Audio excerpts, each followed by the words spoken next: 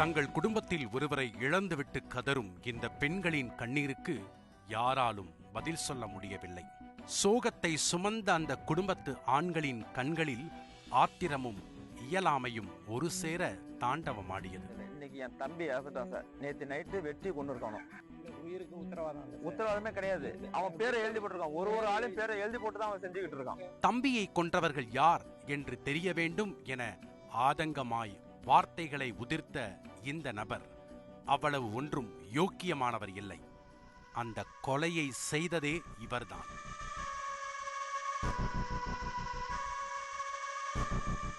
கொல்லப்பட்டவர் கலைவாணன்.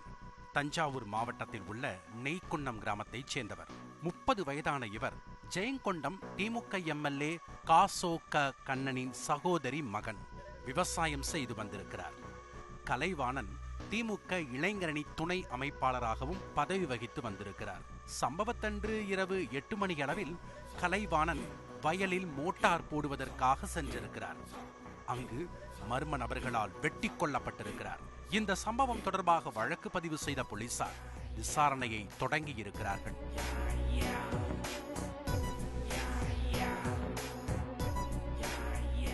கலைவாணன் குடும்பத்துக்கும் அதே ஊரைச் சேர்ந்த ஒரு குடும்பத்துக்கும் முன்விரோதம் இருந்திருக்கிறது. அதன் தொடர்ச்சியாகத்தான் கலைவாணன் குடும்பத்துக்கு சொந்தமான வைக்கோல் போர் மர்மமான முறையில் எரிந்திருக்கிறது. இது குறித்து பல முறை புகார் அளித்தும் குற்றவாளிகளை போலீசார் கைது செய்து சரிவர விசாரணை நடத்தவில்லை என கலைவாணனின் குடும்பத்தார் குற்றம் சாட்டியிருந்தனர். சம்பவம் நடப்பதற்கு சில நாட்கள் முன் கலைவாணனின் வீட்டில் ஒரு மர்ம சீட்டு கிடந்திருக்கிறது. அதில் உயிரா பொருளா என எழுதியிருந்ததாக சொல்லப்படுகிறது. அந்த சம்பவம் தொடர்பாக புகார் அளித்தும் போலீசார் எந்த நடவடிக்கையும் எடுக்கவில்லை என கொல்லப்பட்டவரின் குடும்பத்தினர் குற்றம் சாட்டியிருந்தனர். கலைவாணன் குடும்பத்துக்கு எதிரானவர்கள்தான் இந்த கொலையை செய்திருப்பார்கள் என்று போலீசார் விசாரணையை தொடங்கினார்கள். ஆனால் இந்த வழக்கில் எந்த துப்பும் கிடைக்கவில்லை. இந்த சூழலில்தான் கலைவாணன் விவசாயம் மட்டுமல்லாது பைனான்ஸ் தொழிலும் சேர்த்து பார்த்து வந்திருக்கிறார் என்ற தகவல் போலீசாருக்கு கிடைத்திருக்கிறது. உடனே கலைவாணன் யார் யாருக்கெல்லாம் பணம் கொடுத்திருக்கிறார் என்ற தகவலை திரட்டியிருக்கிறார்கள். அதில் கலைவாணனின் பெரியப்பா மகன் அருண் பாண்டியனின் பெயரும் இடம்பெற்றிருக்கிறது. அவரிடம் விசாரித்திருக்கிறார்கள். அருண் பாண்டியன் சொன்ன பதில்கள் முன்னுக்கு பின் முரணாகவே இருந்திருக்கிறது. இதனால் சந்தேகமடைந்த போலீசார் கிடுக்கிப்பிடி விசாரணை நடத்திய போதுதான் அண்ணனே தம்பியை வெட்டி கொலை செய்த பயங்கரம் வெளியே வந்திருக்கிறது. கலைவாணனிடம் கிட்டத்தட்ட 25 லட்சம் ரூபாயை அருண் பாண்டியன் கடனாக வாங்கியிருக்கிறார். ஆனால் அந்த பணத்தை திருப்பிச் செலுத்த முடியவில்லை. கலைவாணன் பணத்தை கேட்டு தொல்லை கொடுக்கவே அவரை தீர்த்து கட்ட முடிவு செய்திருக்கிறார்.